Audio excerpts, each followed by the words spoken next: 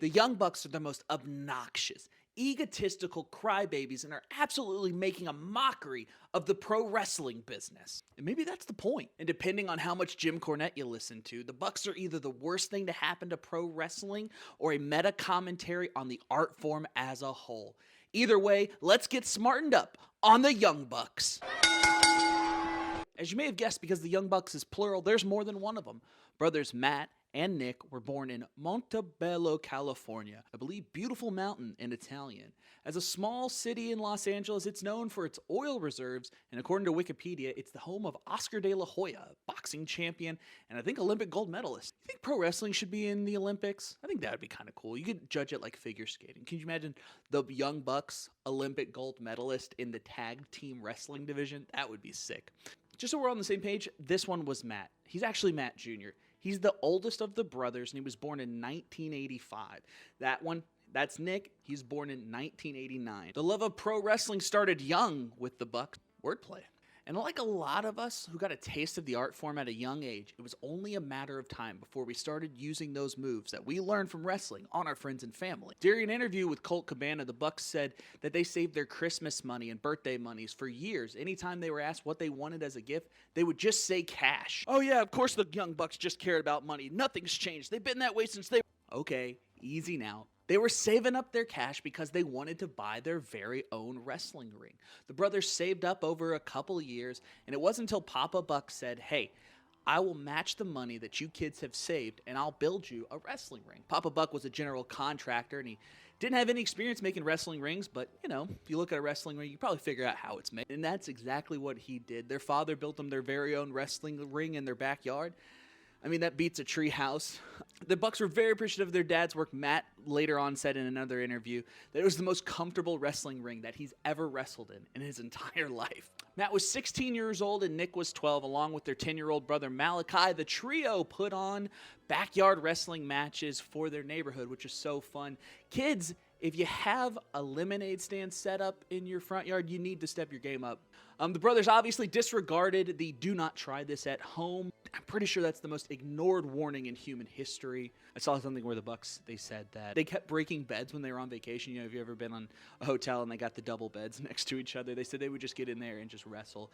Comment below if you've ever destroyed a bed. I know that I have. After a couple years of running shows in their backyard, the Bucks decided they wanted to go to wrestling school and pursue their dreams of being pro wrestlers. There, they would actually meet a young Scorpio Sky. Matt and Nick would go on to make their pro wrestling debut in 2004 at the ages of 19 and 15, respectively. The 2000s would tick away, and the Young Bucks started working at the local independents in Southern California. Most notably, Pro Wrestling Guerrilla, also known as PWG, where the duo still shows up from time to time, and they really honed what it means to be the Young Bucks in that promotion. However, towards the end of the 2000s, the Bucks' stock was gaining. They were working with Dragon Gate, Chikara, Ring of Honor, and even the WWE. Now, the WWE stuff was extra work, but the two dressed as HBK and Triple H in a segment where they were beaten up by The Miz and John Morrison. John Morrison, a.k.a. Johnny Nitro, a.k.a. Johnny Mundo, a.k.a. Johnny Impact, a.k.a. Which, if we just take a second, that's hilarious. Given like the state of wrestling in 2023, that the Young Bucks portrayed Shawn Michaels and Triple H in the Wrestling Wars. You tell me like wrestling's not all. It's like a big story. Like that's the kind of serendipity that like a writer would be like, that's a little shoehorned in. But no, that's pro wrestling. It actually happened. But it wasn't until the end of 2009 the Bucks got a call. And it was a call from TNA and Dixie Carter, and they brought the brothers in to face another prolific tag team, the Motor City Machine Guns, for a tryout dark match with them, which the owner Dixie Carter must have really liked because they were signed to a one-year TNA deal. With that deal came a brand new moniker for the Young Bucks. They'd be known as Generation Me. The brothers' characters changed. They turned to selfish, entitled heels. The Bucks spent a year in TNA, and came 2011, they announced that they had requested their release from the organization. Their last match was actually Eric Young and Shark Boy, so hell of a send-off, if I say. It was at this time Matt said he was thinking about leaving pro wrestling altogether. At the time, Matt was working as a machinist in Orlando, Florida. while he was working for TNA, he recounted some of the times how weird it was doing wrestling in front of people on national television to going to work as a machinist and getting weld burns and scars on his arm from working. Either it was time to hang up the boots or it was time to get serious and double down on their careers in pro wrestling. And the two continued to work for ROH and several top independent promotions. But it was in 2013 when the brothers would get a phone call that not only changed their lives, changed the landscape of pro wrestling forever. The call came from New Japan, the biggest wrestling promotion in Japan. See, the boys over at New Japan had a hot little stable that was really gaining some traction called the Bullet Club. You ever heard of it? Yeah, that Bullet Club. And of all the tag teams that were available on the independent scene, how did New Japan land on the Young Bucks? Well, you can thank TNA for that. During their time there, they made friends with the one, the only, Kazuchika Okada. Now, for those who don't know Kazuchika Okada, he's basically the Rock of New Japan Pro Wrestling. I mean, not as in the Rock where you like build your foundation on, but that too. But I mean like physical, like raise your eyebrow, The Rock. He was that big of a star there. So it was decided the Young Bucks would join fellow American Carl Anderson. Did you know he was in the G1 finals? And the young Irish up-and-coming underwear model Prince Devitt, a.k.a. Finn Balor. I think he was a model for like Armani or something, like something really high end too, so that's pretty cool. Also, Bad Luck Fale was there in Tama Tonga. As years went on, the Bullet Club gained in popularity and in membership. They took the Japanese market by storm. The Bullet Club were so hated by the Japanese fan base that people were calling the New Japan offices, demanding somebody do something about the cheating heel tactics. And that's not because people in Japan think wrestling is real. Well, you see, wrestling in Japan is treated more like a sport, so the rules are very, very important, and cheating is seen as taboo. And now there was this group of loud, brash gaijin cheating in every match that they had, and they were winning title after title.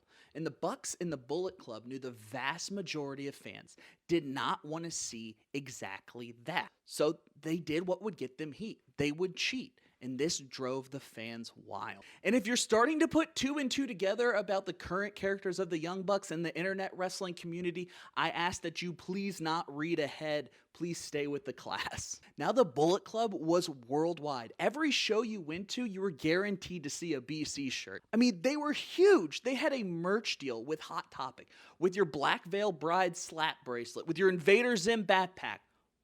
Bullet Club shirts.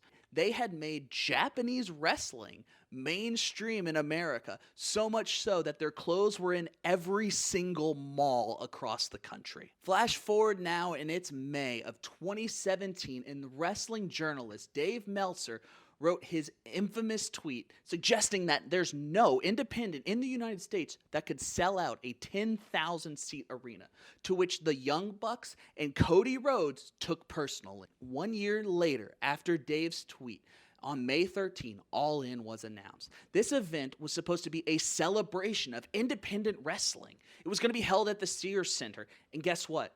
Tickets sold out for the arena in 30 minutes. The Young Bucks would finish out their time with New Japan and the Bullet Club, and they would be instrumental in a new organization called All Elite Wrestling, which brings us to the present day. And I'm not going to cover the backstage drama or what's going on right now. You can see all that stuff on TV. But I do want to say this about the current state of the Young Bucks. Regardless of what you think of them as performers, they always get you to feel something. Whether it's anger of their over-the-top wrestling style that's killing the business, or your love for their less serious approach in what can be an overly serious art form.